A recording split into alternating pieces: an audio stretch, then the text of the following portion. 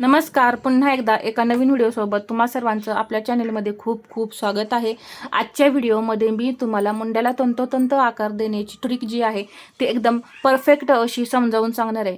छोट्या साईजमध्ये मुंड्याला किती इंचावरती आकार द्यायचा आणि मोठ्या साईजमध्ये मुंड्याला किती इंचावरती आकार द्यायचा आणि कशा पद्धतीने द्यायचा, जेणेकरून तो आकार जो आहे तो एकदम परफेक्टच आला पाहिजे आणि मुंड्यामध्ये घोळ वगैरे येणार नाही। खूप छोट्या छोट्या आणि महत्त्वाच्या टिप्स आहेत, त्या जर तुम्ही फॉलो केल्या तर नक्कीच तुमचा ब्लाउज जो आहे तो परफेक्ट येईल। तर इथे मी 34 साईज तुम्हाला घेऊन दाखवणार आहे आणि याच व्हिडिओमध्ये म्हणजे याच डायग्राममध्ये याच साईजमध्ये मोठ्या साईजमध्ये सुद्धा आणि कमी साईजमध्ये सुद्धा तुम्हाला कशा पद्धतीने बदल करायचा आहे हे सुद्धा मी एकदम परफेक्ट सांगेन, त्यामुळे तुम्हाला कोणत्याही साईजमध्ये प्रॉब्लेम येणार नाही। इथं मी ब्लाउजची उंची घेणार आहे 13.5 प्लस 1 14.5 इंच।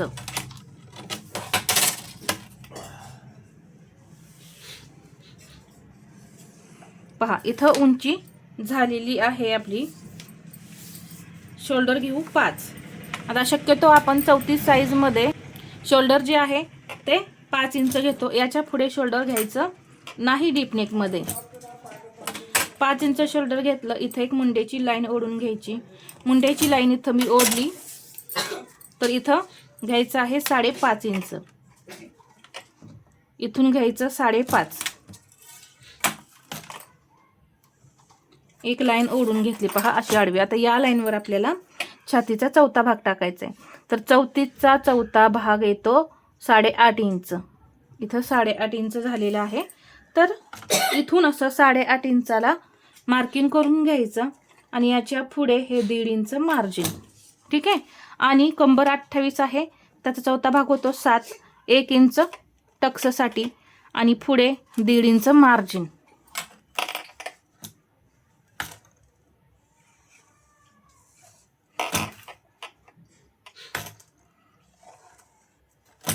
पहा या पद्धतीने आपलं हा बॅक पार्टचा डायग्राम तयार झालेला आहे।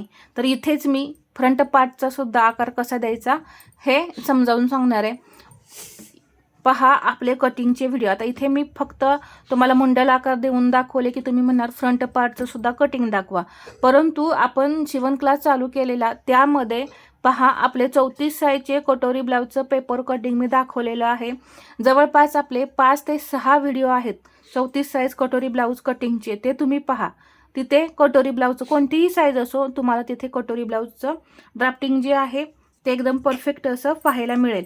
तर इथे मुंड्याला आकार देण्यासाठी सर्वात महत्त्वाची ट्रिक म्हणजे इथे घ्यायचं आहे अंतर ते।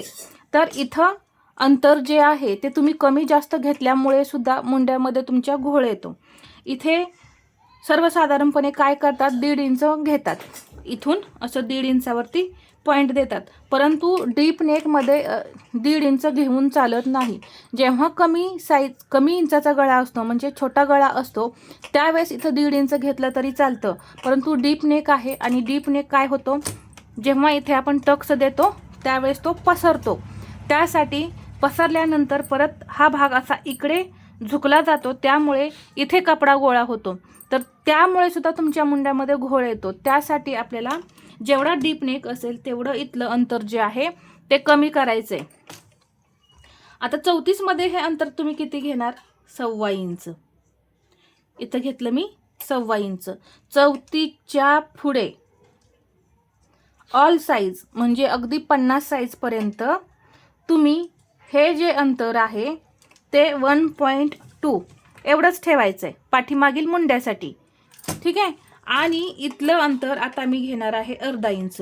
तर हे 1/2 इंच अंतर मी कुठून घेते पहा, हा फिटिंगचा पॉईंट आहे, तिथून आतमध्ये 1/2 इंच घेतलं, तर हा पॉईंट तुम्ही वेगवेगळा घ्यायचा आहे। 30 आणि 32 मध्ये पहा इथला हा पॉईंट सुद्धा घेणं गरजेचं आहे, म्हणजे मुंड्याला आकार जे आहे ते परफेक्ट येतात आणि कपडा सुद्धा एकदम परफेक्ट असतात, ज्या त्या साईजनुसार कट होऊन निघतो। तर इथं मी घेणार आहे 30 आणि 32 मध्ये 1/2 इंच, परत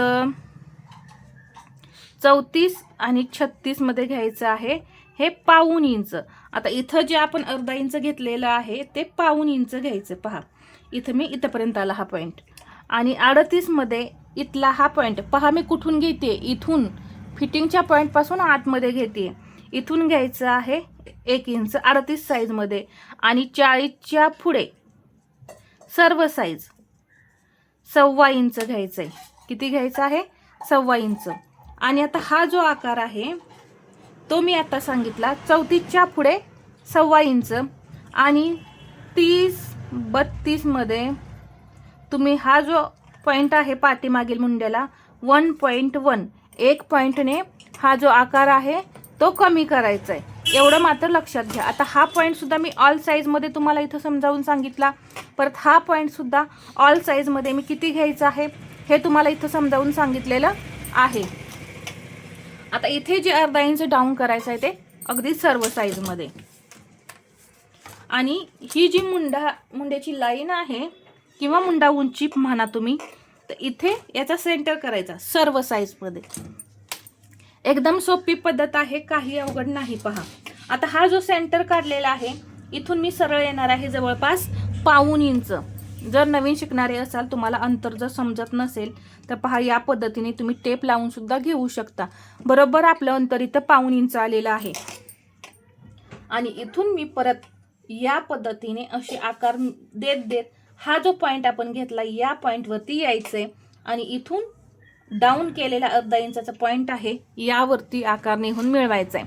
तर एकदम परफेक्ट असा हा राऊंड आपला तयार झाला पाठीमागचा. तर लक्षात ठेवायचं आहे छोट्या साईजमध्ये हे अंतर जे आहे ते कमी घ्यायचं आहे. 1.5 इंच 1.25 इंच सुद्धा नाही घ्यायचं छोट्या साईजमध्ये. 1.1 किंवा 1 इंच सुद्धा तुम्ही घेतलं तरी सुद्धा चालेल. डीप नेकमध्ये इथे पहा 8 ते 10 इंचाचा गळा असेल तेव्हा हा आपण जो फॉर्म्युला सांगतोय हा वापरायचा. शक्यतो तुम्ही या एवढ्या अंतरावरतीच गळे कटिंग करता. तर पहा मी म्हणून एकदम परफेक्ट आणि सावकाश असं तुम्हाला इथं समजावून सांगत आहे. आता पुढच्या मुंड्याला आकार देऊन घेऊया. तर त्यासाठी आपण इथं 1.25 इंचावरती एक आतमध्ये पॉईंट देऊन एक तिरकी लाईन ओढून घेतली आणि 1.25 इंचावरती एक पॉईंट द्यायचा. 1.25 इंच म्हणजे 0.75. पुढील मुंड्याला आकार देण्यासाठी घ्यायचा आहे 0.75.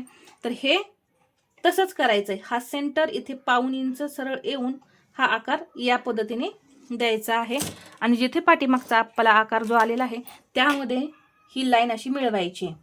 पहा तर आता ही जी आपण 1.25 इंच घेतलेली लाईन आहे 34च्या पुढे असणार आहे फ्रंटसाठी 0.75 आणि या छोट्या साईजमध्ये असणार आहे फ्रंट साईजला अर्धा इंच आणि वरती 1 पॉईंट.